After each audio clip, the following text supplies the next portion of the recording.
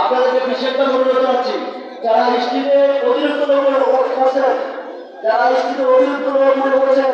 আমাদের কেন্দ্রীয় নেতারা প্লিজ দয়া করে স্ত্রীতে নেতা প্লিজ দয়া করে নেতা